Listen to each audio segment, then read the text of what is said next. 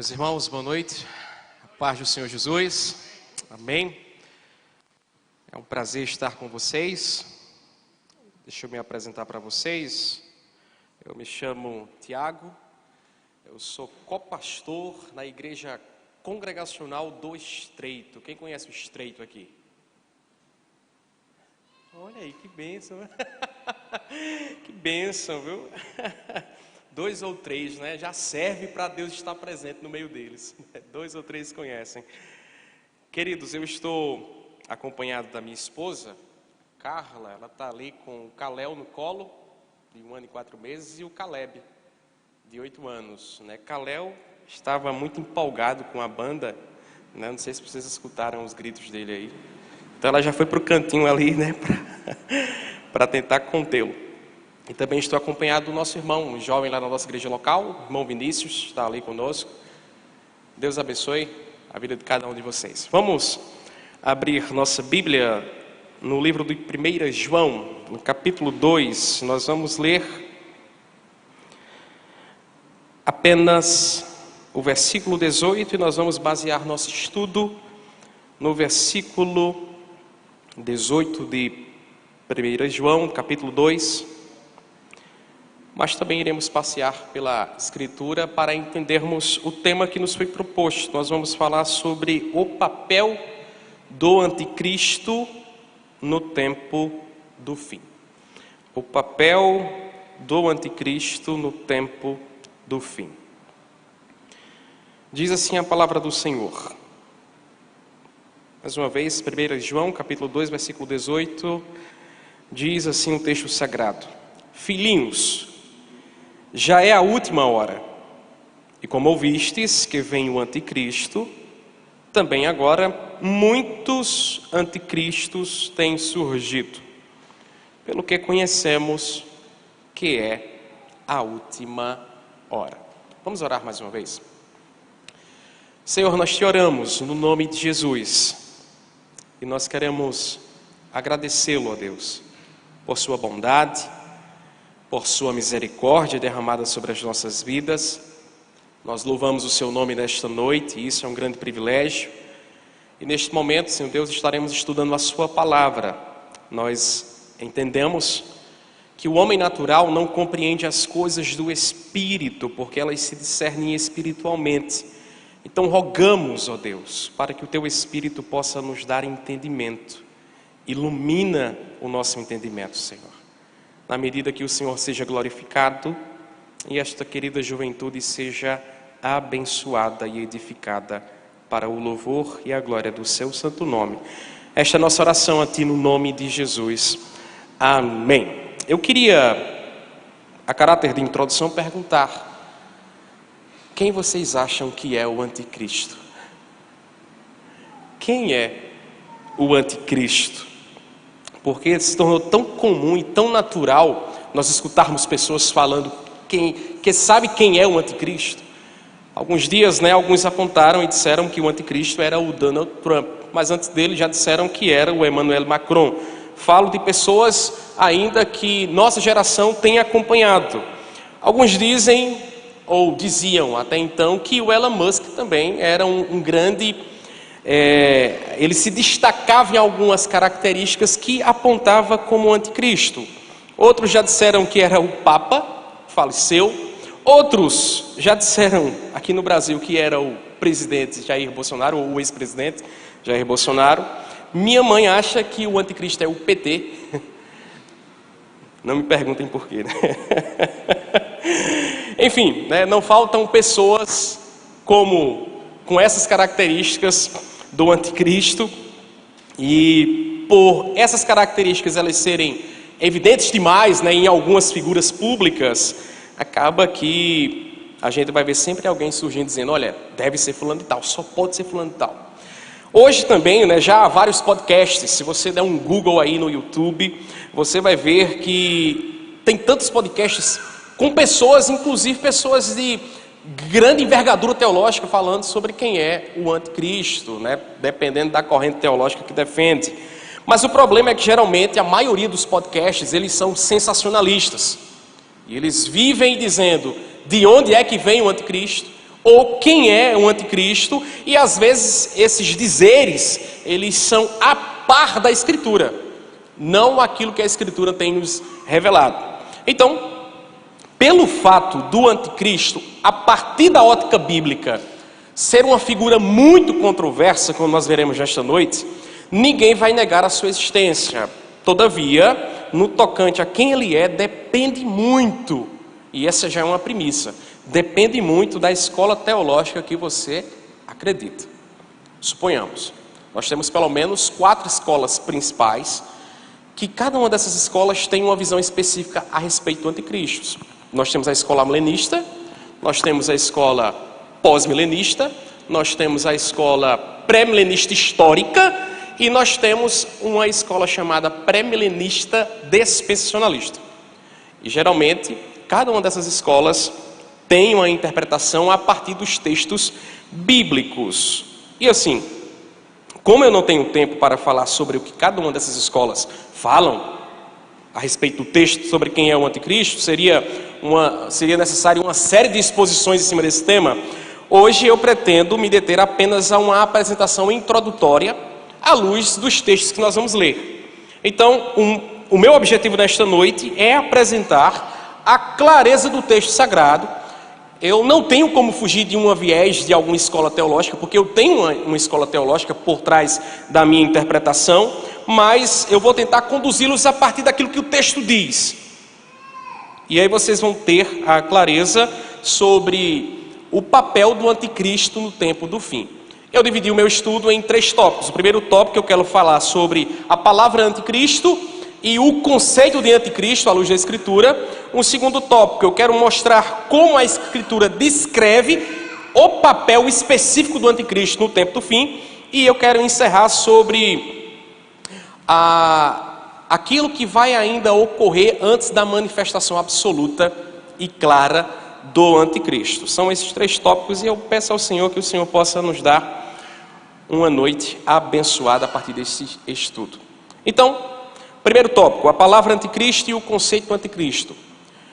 Quando nós olhamos para as Escrituras, nós vamos nos deparar com a palavra anticristo apenas nas epístolas de João. Talvez a gente fala muito sobre o anticristo, mas nós não sabemos necessariamente onde é que a palavra anticristo aparece. E ela vai aparecer aqui, 1 João capítulo 2, versículo 18. Olhe comigo o versículo 22 também, vai aparecer essa palavra anticristo. Quem é o mentiroso, senão aquele que nega que Jesus é o Cristo? Este é o anticristo, o que nega o Pai e o Filho. Também vai aparecer no capítulo 4, versículo 3, onde diz: e todo espírito que não confessa a Jesus não procede de Deus. Pelo contrário, este é o espírito do anticristo. E um último texto que aparece essa palavra anticristo é 2ª Epístola de João, no versículo 7, diz assim: porque muitos enganadores têm saído pelo mundo afora, os quais não confessam Jesus Cristo vindo em carne. Assim é o enganador e o anticristo. Pronto, então são esses textos apenas que falam especificamente a palavra anticristo. E se você observar comigo, convenhamos que nestes textos específicos, a gente só consegue ter um viés de quem é o anticristo. E ele vai sempre aparecer como aquele que se levanta e se opõe ao próprio Cristo e ao próprio Deus. Mas o conceito de anticristo está em outras partes da Escritura. Especificamente, não precisa abrir, certo? Mas Daniel capítulo 11, versículo 31... e Daniel capítulo 12, versículo 11, o texto bíblico vai falar sobre a abominação da desolação, ou o abominável da desolação, que no primeiro momento, o abominável da desolação, de acordo com 2 Macabeus, que é um texto apócrifo, 2 Macabeus, no capítulo 6, versículo de 1 a 13, vai atribuir a figura do abominável da desolação descrita por Daniel a Antíoco Epifânio IV, que foi um rei que viveu no período intertestamentário de Malaquias a Mateus especificamente no ano 168 a.C., o Antíoco Epifânio IV, ele cometeu abominações dentro do templo em Jerusalém, a ponto de trazer uma estátua de Zeus para dentro do templo e também sacrificar um porco no altar. Então, alguns historiadores ligam a figura do abominável da desolação a Antíoco Epifânio IV. Isso até o período de Jesus. Porque quando Jesus chega e antes da sua morte, ele prega um sermão profético, e no sermão profético, que está descrito em Mateus capítulo 24, versículo 15, Marcos capítulo 13, versículo 14 em diante, e Lucas capítulo 21, a partir do versículo 20, nós vamos ver que Jesus, ele interpreta a profecia de Daniel, falando sobre o abominável da desolação. Jesus, ele vai dizer que o abominável da desolação, quem lê e entenda aquilo que disse Daniel, ele vai apontar para algo que acontecerá ainda futuramente, não algo que já aconteceu. Então, Jesus não interpreta que o abominável da desolação foi alguma coisa que aconteceu no passado, como o que acontecera com o Antíoco Epifânio. Jesus aponta para o futuro, esse abominável da desolação. Só que quando Jesus aponta para o futuro, ele dá pelo menos 2 cumprimentos a essa figura do abominável da desolação. Um primeiro cumprimento é com a queda de Jerusalém no ano 70, onde o imperador Tito comete atrocidades também, destruindo o templo. Mas também Jesus aponta para um futuro na qual nós aguardamos, que esse futuro se dará na sua segunda vinda. Então, assim, o abominável da desolação para o Senhor Jesus, no seu sermão profético, pelo menos tem 2 cumprimentos. E aí, mais uma vez, eu tenho que voltar aqui para a questão das escolas teológicas. Por quê? Porque nós temos também alguns viés dentro dessas escolas, especificamente o que nós chamamos na academia de preterista radical, que interpreta o Apocalipse. Os preteristas radicais, eles dizem que o abominável da desolação só teve um único cumprimento, e foi no ano 70 depois de Cristo. Já quem é historicista, no caso como eu, interpreto o Apocalipse de uma questão mais que dentro do Apocalipse há símbolos e há alegorias, nós entendemos que teve um primeiro cumprimento no ano 70 depois de Cristo, mas há um cumprimento futuro para a segunda volta de Cristo também. E aí nós lemos aqui o abominável da desolação com um cumprimento futuro na manifestação absoluta do anticristo, certo? Então nós ligamos que o abominável da desolação está vinculada totalmente, e é uma referência também à manifestação absoluta do anticristo, certo? Eu estou falando da questão do conceito. A gente também vai ter um segundo texto, desta vez no Novo Testamento, 2 Tessalonicenses capítulo 2, versículo de 1 a 11, Paulo vai falar nesse texto, da porção, versículo 1 a 11, sobre o filho da iniquidade, ou o homem do pecado. Paulo vai falar sobre o iníquo e sobre o filho da perdição. Nós também entendemos que, pelo fato do filho da iniquidade ser uma figura que só vai se manifestar na segunda volta de Cristo, então nós fazemos referência que Paulo também está falando do anticristo. Porque na porção do texto, as afirmações de Paulo se parecem muito com as afirmações do apóstolo João. Eu sei que tem alguns comentaristas bíblicos, né, e nós respeitamos isso, que dizem que Paulo, quando fala sobre o filho da iniquidade, sobre o homem da perdição, sobre o iníquo, ele também está com a figura de Antíoco Epifânio na cabeça. Alguns vão dizer que ele está com a figura de Pompeu, que era um general romano, que no ano 63 a.C., ele também invadiu Jerusalém, e Roma toma posse de Jerusalém. Jerusalém até então estava independente. E alguns vão dizer que Paulo está aqui com a figura de Pompeu também na mente. Outros já vão dizer que Paulo, falando sobre o filho da perdição, Paulo está com Calígula, que era também um imperador romano, especificamente ali no ano 38 a 41 depois de Cristo. Calígula também queria trazer uma estátua dele para dentro do templo em Jerusalém. Então Paulo é como se Paulo tivesse com isso em mente. E como o filho da iniquidade é um homem que comete muita perversão, é como se Paulo estivesse falando de Calígula.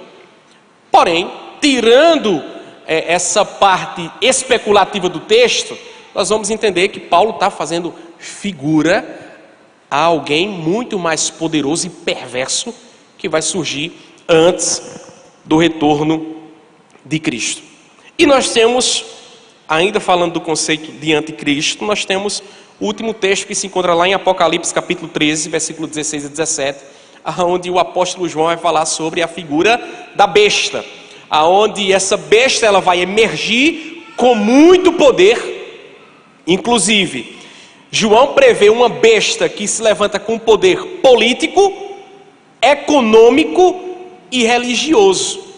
E essa figura vai reivindicar a adoração para si mesmo. Então, o homem que vai se levantar nessa figura da besta é um homem tão poderoso a ponto de reivindicar a adoração para si mesmo. A ponto de que só vai poder comprar e vender aquele que tiver a marca da besta, né? É o texto que João nos deixa também falando, muito provavelmente, desse mesmo personagem que nós entendemos que é o anticristo. E falando que o anticristo é alguém que vai ter poder político, é a figura de um homem que vai ter poder econômico e poder religioso, e aí eu vou abrir um parênteses aqui para falar dessa escola que nós chamamos de escola dispensacionalista. Porque geralmente são os dispensacionalistas que ficam apontando pessoas para a figura do anticristo. Então quem concorda, quem pensa, ou melhor, né, quem pensa que o Donald Trump seria o anticristo, ele está olhando para quê? Ele está olhando para um homem que tem o poder político na mão. Os Estados Unidos têm o poder político na mão. Quando Elon Musk ele se aproxima de Donald Trump, alguém vai dizer assim, olha, o poder econômico também está nas mãos dos Estados Unidos. E recentemente agora nós temos um Papa dos Estados Unidos. Então alguém vai dizer, olha, a tríade está pronta, né? Poder político, poder econômico e poder religioso nas mãos dos Estados Unidos. Só que agora parece que desfez, né, a tríade. Elon Musk agora parece que saiu de lado, aí caiu novamente, né? A tese de que o anticristo é o Donald Trump. Mas depois eu queria até conversar com vocês sobre o porquê eles gostam de apontar tantas figuras, certo? A gente vai ter uma noção mais clara disso. A princípio eu queria que vocês entendessem que sempre que a palavra anticristo ou o conceito de anticristo aparece na escritura, ela sempre está vinculada ao tempo do fim, sempre. Nunca aparece uma referência ao anticristo que não esteja vinculada à segunda volta de Cristo. Sempre vai estar vinculada. Então nós concluímos nesse primeiro tópico que as escrituras falam muito sobre o anticristo. Falam muito. Qual é o nosso problema? O nosso problema é que exegeticamente a gente tem muitas dificuldades para formalizar um pano de fundo para a chegada do anticristo. Então assim, quem estuda exegese vai entender o que eu estou falando no sentido de que para nós colocarmos um pano de fundo para o surgimento do abominável da desolação ou para o surgimento da besta, a gente vai se encontrar em muitas dificuldades. Já na clareza do texto, né, que nós temos a nossa tradução em português, a gente não vê muita dificuldade não, então a gente já liga direto ao tempo do fim. Todavia, por outro lado, nós temos informações o suficiente para não cairmos em falácias. Então, pelo menos uma coisa eu quero deixar claro para vocês nesta noite, vocês saiam daqui e com informações precisas e o suficiente para não cair em falácias, em podcasts sensacionalistas ou vídeos que falam do anticristo de forma sensacionalista. Agora eu queria falar sobre como a escritura descreve o papel do anticristo propriamente dito no tempo do fim. De acordo com alguns textos, eu queria que vocês abrissem comigo mais uma vez 1 João capítulo 2. Vamos ler o versículo 22. Diz assim: quem é o mentiroso, senão aquele que nega que Jesus é o Cristo? Este é o anticristo, o que nega o Pai e nega o Filho. Abra comigo agora 2 Tessalonicenses 2. 2 Tessalonicenses capítulo 2. Nós vamos ler o versículo 4. 2 Tessalonicenses 2, versículo 4. Especificamente a parte A. Vai dizer assim: o qual se opõe, Paulo está falando do filho da iniquidade, o qual se opõe e se levanta contra tudo que se chama Deus ou é objeto de culto, certo? Então, o primeiro papel desempenhado pelo anticristo no tempo do fim é que ele é alguém que está totalmente contra Cristo, contra Deus, contra aquilo que é objeto do nosso culto. O objeto do nosso culto sempre será o nosso único e suficiente Salvador, Jesus Cristo. Então assim, o anticristo ele sempre vai se levantar com esse papel. Ele é alguém que se opõe. Você diz assim, mas Tiago, então por que a gente tem dificuldade de entender quem ele é? Justamente por um segundo papel que ele tem. Ele tem um duplo papel. E esse duplo papel se destaca aqui, ainda em 2 Tessalonicenses capítulo 2. Vamos ler a parte B do versículo 4. Diz assim: a ponto de se assentar no santuário de Deus, ostentando-se como se fosse o próprio Deus. Essa ideia da ostentação do filho da perdição é porque quando ele se manifestar, ele vai se manifestar com sinais e prodígios da mentira. Então ele será um homem que é uma figura de alguém que realiza grandes prodígios, grandes sinais.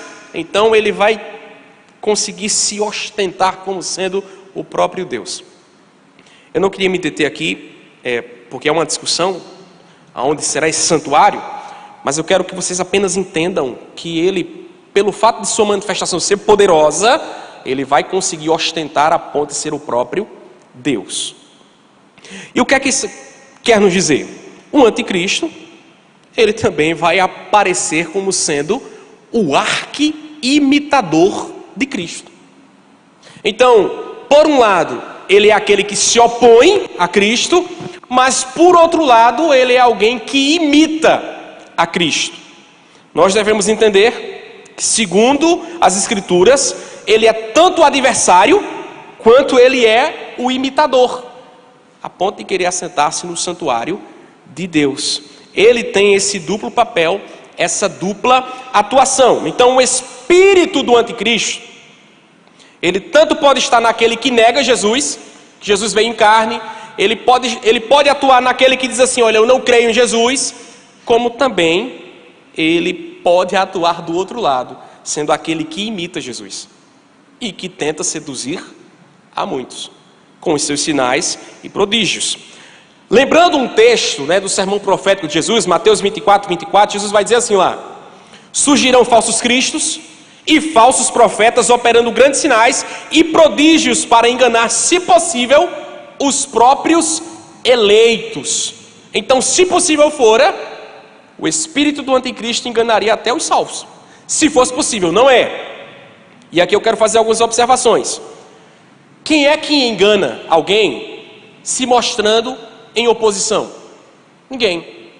Para que você consiga enganar, você em primeira instância, você precisa se mostrar a favor, certo?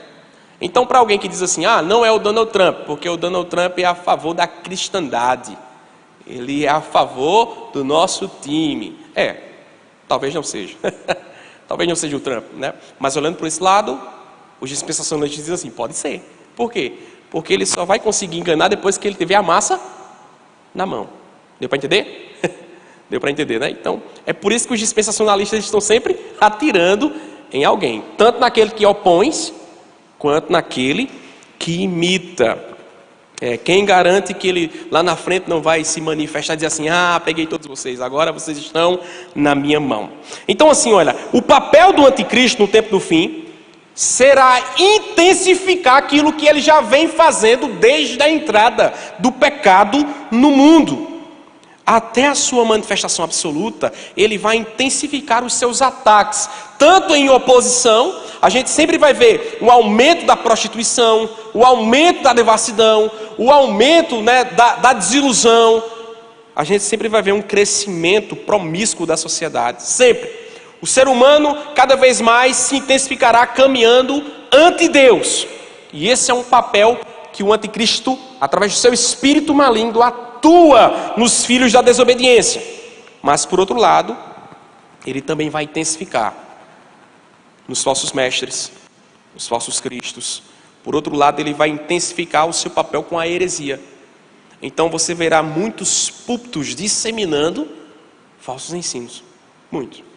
Por quê? Porque o anticristo joga dos dois lados. Joga na nossa posição e se infiltra dentro do nosso time. Veja o porquê da nossa dificuldade. Agora sim, se alguém perguntar, olha, por que alguns surgem dizendo de onde é que o anticristo vem? Porque se a gente sabe de onde ele vem, a gente já fica mais atento. Olha, a Bíblia, pelo menos de forma clara, não diz de onde é que o anticristo surgirá. Os que dizem que sabem de onde é que ele vem, eles pegam o texto que Daniel escreveu, a posição geográfica em que ele escreveu, e da posição geográfica que Daniel está, eles olham para o norte, e quando eles olham para o norte, eles vão no mapa hoje e dizem assim, olha, eita, Daniel escreveu da Babilônia, a Babilônia ficava exatamente aqui no mapa, vamos olhar para o norte, pronto, o norte vai se dar lá na Rússia, pronto, o anticristo vem da Rússia, mais ou menos isso. Até porque Antíoco Epifânio, ele veio, do ponto de vista da Babilônia, ele veio do norte. Do ponto de vista da Babilônia, ele veio do norte. Então, o pessoal vai dizer assim, olha, eita, o norte fica onde hoje, do ponto de vista da Babilônia? Ah, vai ser a Rússia, vem lá da Rússia. Aí outros dizem, não, o norte ficava lá para a China. Para a gente não importa, né? Para a gente isso não importa, saber de onde é que vem o anticristo. A gente sabe que ele vem. Sabe que ele vem e nós devemos estar totalmente ligados e antenados, tão somente com a suficiência da Escritura. O que a Escritura nos dá é suficiente para que a gente não caia naquilo que ele tente fazer para nos seduzir. Uma terceira observação que nós podemos fazer é, ele não vai conseguir enganar nenhum salvo. Nenhum eleito será enganado pelo anticristo. Só quem vai ser enganado pelo anticristo é aquele que Paulo diz aqui também em 2 Tessalonicenses 2. Veja comigo o versículo 10. E com todo engano de injustiça aos que perecem, porque não acolheram o amor da verdade para serem salvos. Então quem é que o anticristo engana? Ele vai enganar aqueles que não acolheram com amor a verdade do Evangelho. Mas, independentemente do que ele fará, nós temos a certeza, também pelos textos sagrados, que na segunda volta de Cristo ele será aniquilado com o sopro da boca do nosso Senhor Jesus. Então, somente para mostrar a disparidade que há de poder no nosso Deus comparado ao anticristo. E isso nos leva ao nosso terceiro tópico, né? O que é que ocorre antes da manifestação absoluta do anticristo? E aqui tem algo importante, porque assim, as Escrituras vai nos mostrar que antes da primeira vinda de Cristo, antes da encarnação de Cristo, ele teve muitos precursores. Cristo teve muitos precursores. Os profetas foram precursores de Cristo e João Batista foi o último precursor. João Batista foi o último precursor de Cristo, certo? Quando nós olhamos para a figura do anticristo, ele também tem os seus precursores. E aí eu peço que você volte comigo lá para 1 João novamente. 1 João, no capítulo 2. João vai dizer assim no versículo 18. Filhinhos, já é a última hora.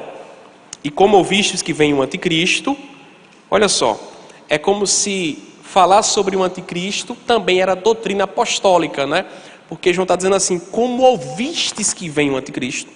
Aí ele vai e muda e diz assim, também agora, muitos anticristos têm surgido, pelo que conhecemos que é a última hora. Paulo fala sobre os últimos dias, só que quando nós olhamos para os últimos dias, tem o início dos últimos dias, tem a metade dos últimos dias e tem o fim dos últimos dias. Dentro do fim dos últimos dias, João aponta que há uma última hora, que é a hora onde os anticristos eles se manifestam mais florosamente. Eles são mais evidenciados no nosso meio. Então, levando em consideração que João escreve esse texto, especificamente ali dentro do ano 90 a 96 depois de Cristo, quase 2.000 anos já se passaram, quase 2.000 anos, né? Se ali já existiam anticristos, quem não dirá hoje o tanto de anticristo que tem surgido? Então, os anticristos, ou os falsos mestres, falsos profetas, eles são os precursores daquele que virá absolutamente, com muito poder econômico, religioso e político. É certo que na ocasião, quando João escreve, ele está aqui defendendo a doutrina de Cristo, porque geralmente aqueles que são falsos mestres, de acordo com a primeira epístola de João, os falsos mestres, eles podem demonstrar amor ao próximo. Os falsos mestres podem ter uma boa moralidade, mas os falsos mestres, eles sempre escorregam na doutrina de Cristo. É interessante que, tipo assim, a gente não tem como acusar que alguém está errado se ele apresentar boa moralidade e amor ao próximo. A gente fica com muita dúvida de dizer assim, rapaz, será que esse homem, ele tem um pensamento mau mesmo? Porque ele faz tanta demonstração de amor ao próximo, né? E ele tem uma boa moralidade, mas geralmente quando você vai para a cristologia dele, aí você vê que a cristologia dele aceita muito o pecado, né? Tolera muito o pecado, abraça causas, pautas que não são cristãs. Geralmente eles caem na cristologia. Aqui não era diferente, né? João está especificamente aqui levantando em pauta duas doutrinas do primeiro século, que eram heréticas. Era a do docetismo, uma doutrina gnóstica, e a do seretismo, que partiu de um homem chamado Cerinto, que ele dizia que, na época do primeiro século, ele dizia que existia um Cristo divino e existia um Jesus humano. Na hora do batismo, esse Cristo divino se apossou do Jesus humano, mas na hora da crucificação, esse Cristo divino saiu e o humano morreu sozinho. Era isso que eles ensinavam, a doutrina de Cerinto. E João está dizendo assim, não existia um Cristo divino e um Jesus humano. Existia um Deus Filho, ele era verdadeiramente homem e ele era verdadeiramente Deus. Essa era a doutrina apostólica, mas tinha já pessoas naquele tempo dizendo assim, não, olha, a matéria é má. Se a matéria é má e Cristo é bom e Deus é bom, ele não pode encarnar. Então ele só parecia homem, mas ele não era homem. João vai lá e diz assim, não, olha, Cristo veio em carne. Cristo veio em carne. Então essa disseminação de falsos ensinos já estava lá no primeiro século e ela só se proliferou até a nossa geração. E é interessante, nós devemos entender, a partir do versículo 19, olha o que acontece no versículo 19. Eles saíram de nosso meio, então os hereges saíram do meio da igreja, entretanto, não eram dos nossos, porque se tivessem sido dos nossos, teriam permanecido conosco. Todavia, eles se foram para que ficasse manifesto que nenhum deles é dos nossos. Então, aqui tem um ponto-chave aqui, olha só. João está dizendo que o falso ensino, dado por um falso mestre, não permaneceu por muito tempo no seio da igreja. Aquilo foi manifestado e quando foi manifestado, aqueles hereges tiveram que sair. Eles tiveram que sair. Eles não poderiam mais permanecer com aquele tipo de ensino. E nós devemos entender que esses homens saíram, primeiramente, por conta própria. Eles saíram porque não se viam mais ali naquele espaço. Mas por trás dessa saída, nós vemos a soberania de Deus, manifestando aqueles que são falsos. Certo? Deus manifesta aquele que é falso. Deus vai manifestar aquele que é falso crente, o falso moralismo. Deus vai manifestar isso no nosso meio. Salmos capítulo 101, versículo 7, é um texto que eu amo demais. Deus usando o salmista, ele diz assim, olha, não ficará em minha casa aquele que usa de fraude ou que fala mentiras, não permanecerá diante dos meus olhos. Pronto, então assim, esse texto nos ensina que nós não precisamos ficar ansiosos para descobrir quem é o falso, para descobrir quem é o anticristo, porque no seu devido tempo Deus vai revelar quem é o falso mestre, quem é o falso crente, e quando o anticristo vier, absolutamente Deus há também de revelar quem ele é, para que ele não engane os eleitos. Então assim, Deus sempre vai manifestar o fraudulento. Então, se alguém está cometendo alguma fraude, vai chegar um momento que Deus vai revelar, tá bom? A gente engana, mas engana por pouco tempo. A gente engana por pouco tempo, tá bom? A gente, se for para sustentar uma mentira, sempre será por pouco tempo. É interessante nós aprendermos com isso que se algum cristão, que nós entendemos que é um cristão genuíno, ele começa a vir ao púlpito e disseminar determinadas doutrinas que você não está mais conseguindo entender, você fica em dúvida, rapaz, será que é assim mesmo? Será que é desse jeito que a gente tem que crer mesmo? Será que é desse jeito que a gente tem que chegar? Quando é daqui ali, a gente percebe que Deus já está manifestando quem Ele é e tirando do seio da igreja. Isso aconteceu com Caio Fábio, isso aconteceu com Ed Renekiewicz, mais recentemente, e acontece com tantos outros, certo? Deus sempre vai expor o falso. E quando Deus expõe, geralmente o falso não consegue permanecer no seio da igreja. Ele vai abrir um próprio ministério que aceitem suas doutrinas, que aceitem os seus ensinos. E aqui só para esticar mais algo interessante nas escolas teológicas, né? Se nós formos de fato a geração que vai presenciar a segunda volta de Cristo, quem é pré-tribulacionista vai entender que essa segunda volta acontece em duas fases e não vai, de alguma maneira, presenciar a manifestação do anticristo, né? Porque ele já terá sido arrebatado. Quem é pós-tribulacionista, se for a geração que vai acolher a segunda volta de Cristo, então você que é pós-tribulacionista vai saber quem é o anticristo. Quem é pré não vai saber, né? Já vai estar no céu. Tá bom? Enfim, queridos, eu quero caminhar aqui para a nossa conclusão. Olha só, os falsos mestres do nosso dia, especificamente os teólogos liberais, porque os teólogos liberais, eles também fundamentam os seus ensinos. Eles não vivem de achismos, eles fundamentam bem, a ponto de que se você não tiver uma teologia sólida, você acaba bebendo do que eles falam, do que eles explicam. E é interessante que é um consenso na teologia liberal que essa figura do anticristo, ela é apenas um mito do primeiro século, tá bom? Essa figura do anticristo não existe. Os teólogos liberais vão dizer que os textos de Paulo e de João não são palavra de Deus, não é palavra de Deus. Por não ser, eles entendem que é apenas algo que foi relatado no primeiro século, e esse relato era a crença popular das pessoas, que com o passar do tempo essa crença desenvolveu e ninguém mais acredita no anticristo. Então, se você pegar um falso mestre, ele vai dizer que inferno não existe, era crença popular, e ele vai dizer que anticristo não existe.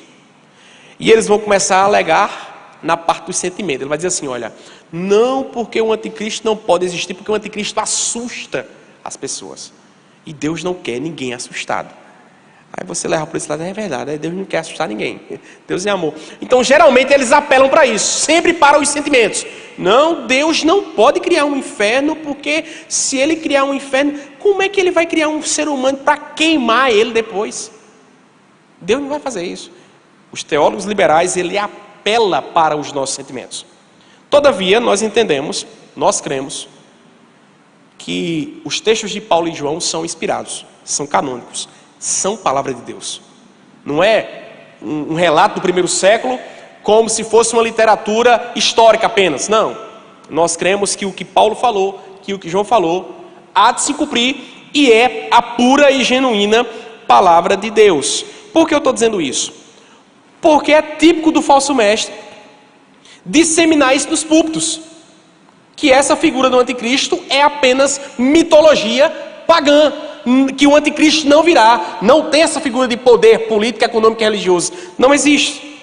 Entretanto, em contraponto deles, eu prefiro ficar com o que dizia um dos nossos pais da igreja, o Orígenes, por mais, para deixar gravado aqui, não sei se está gravando, mas para deixar gravado que eu discordo praticamente de tudo que eu li já sobre Orígenes, praticamente tudo, certo?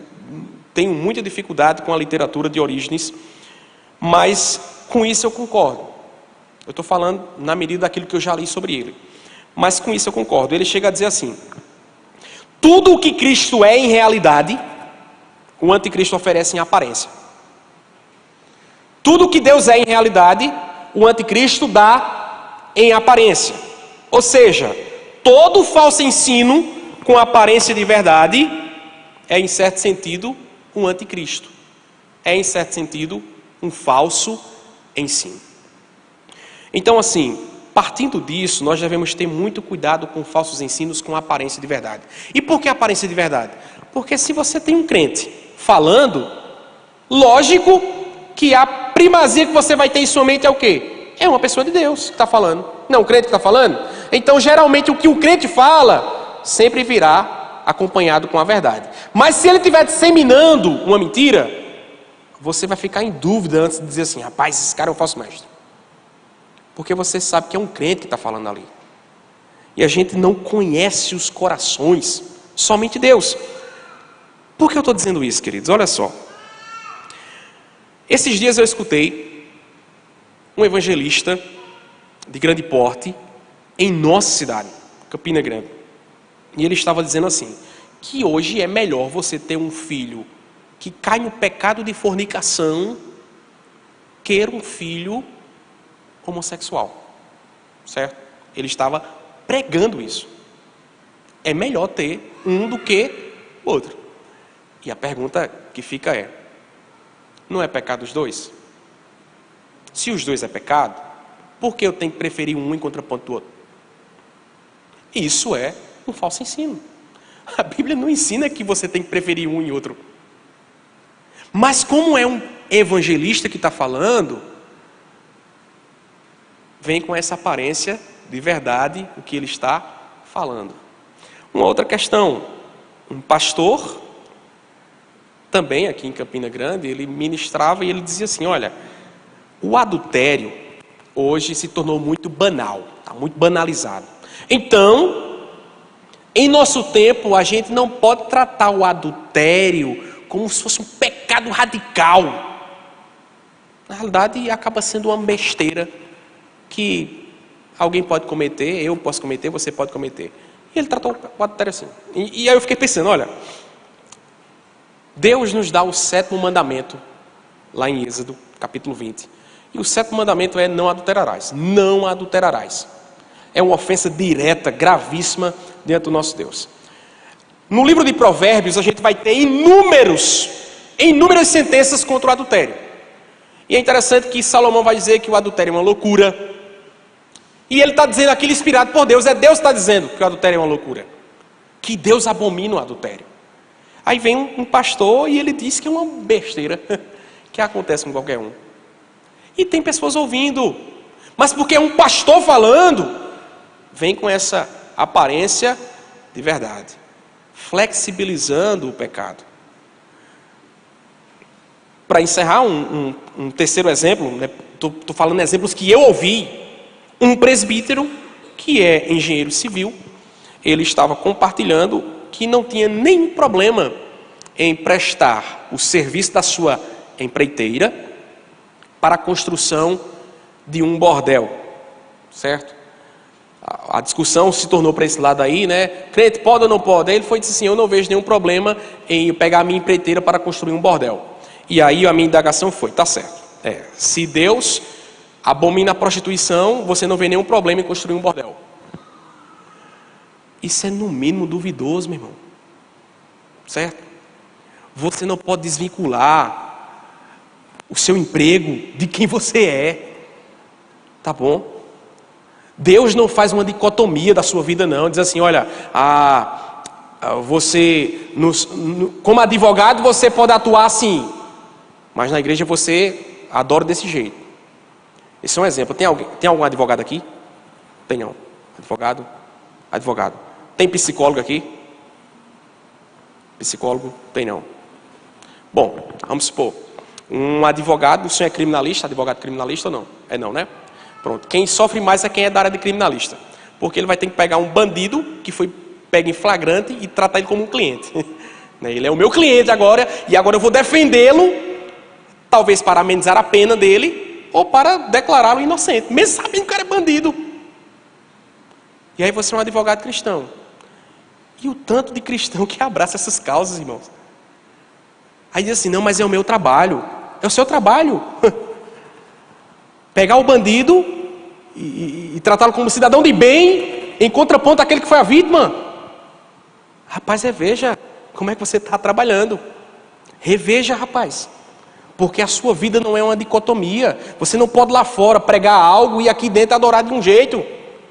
Da mesma forma é um psicólogo cristão, irmãos. A luta que um psicólogo cristão tem. Pegar um caso de um jovem que quer declarar agora a sua opinião homoafetiva agora. Aí você, como psicólogo, você vai seguir qual viés? O bíblico? Ou você vai dizer assim, olha, se te faz bem, se você está se sentindo feliz com essa decisão, seja feliz, meu irmão. Eu sei que o psicólogo não vai fazer isso a qualquer custo, não. Mas geralmente ele vai ter que conduzir dentro da sua clínica pelo viés em que o seu paciente se torna satisfeito, certo? Então veja a dificuldade que é. Nós somos crentes. Então a gente não pode estar cooperando com outro time. O time do anticristo, o time do falso ensino, o time do falso moralismo. Que lá fora você defende o falso moralismo, aqui dentro você defende uma boa moral. Não dá, meu irmão. Não dá. Então assim, devemos estar atentos àquilo que é falso ensino e àquele que é falso mestre. Sempre se volta para a Escritura. Sempre se volta para a Escritura. Veja que essa questão é tão séria, queridos, que o próprio Paulo chegou a dizer lá em 1 Coríntios 11, versículo 14, que não é de se admirar que o próprio Satanás se transforma em anjo de luz. O próprio Satanás se transforma em anjo de luz e diz assim, seja feliz, meu filho. E diz ao bandido aí, tu és inocente. O próprio Satanás se transforma em anjo de luz. Para dizer o que é treva, de fato não é treva. A gente só está olhando pela perspectiva errada. Não, é treva, meu irmão. É pecado, é pecado. Isso não quer dizer que a gente vai rejeitar as pessoas, não, de maneira nenhuma. A gente vai, com a sabedoria divina, com a sabedoria que Deus nos dá, tratar casos e casos. Então assim, não é porque eu vim com esse blaze, com esse paletó aqui, né, que eu pareço estar vestido de lã, com palavras bonitas, que de fato eu estou disseminando a verdade. Nós devemos estar atentos. Não é todos que sobem nesse altar, nesse púlpito, que estão falando a verdade de Deus.